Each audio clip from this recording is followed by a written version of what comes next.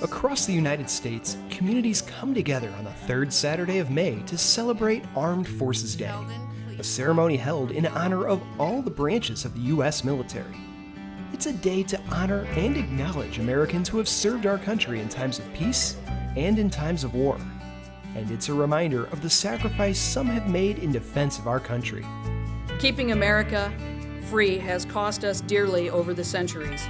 Since the Revolutionary War, we as a nation have lost hundreds of thousands of lives and suffered thousands of injuries to guarantee our freedom. Preserving the peace also requires the daily toil of millions of men and women who, without fanfare or glory, serve to protect our freedom and security. This ceremony today honors not only those, but we salute in particular the women who have served and are continuing to serve.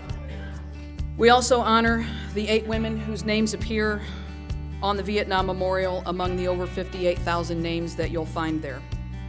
If you were able to ask these women about their story, they would most likely tell you that they were just doing their job. They would be uncomfortable with terms pioneer or hero. These terms would be reserved for others like Dr. Mary Walker, who during the Civil War became the first and still only woman to ever earn the Medal of Honor. Like Colonel Ruby Bradley, who is America's most decorated military woman.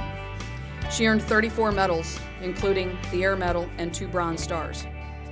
I'd like to leave you today with a quote from First Lieutenant Anne Brem, who was a nurse in World War II. "Let the generations know that the women in uniform also guaranteed their freedom, that our resolve was just as great as the brave men who stood among us, and with victory our hearts were just as full and beat just as fast, that the tears fell just as hard for those we left behind us." Thank you, God bless you, and God bless America.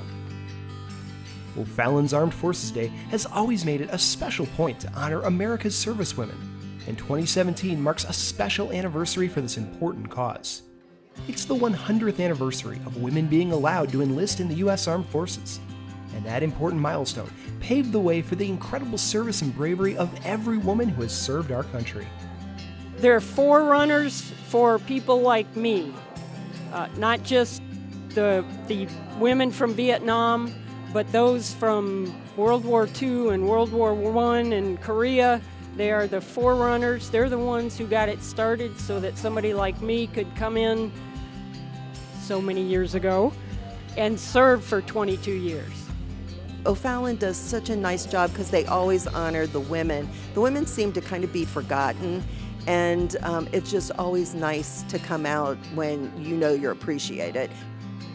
To every veteran, past and present, in O'Fallon or across the nation, our community thanks you for your service. And to the women thinking of entering the armed forces, know that our community will always recognize and support your service for our country.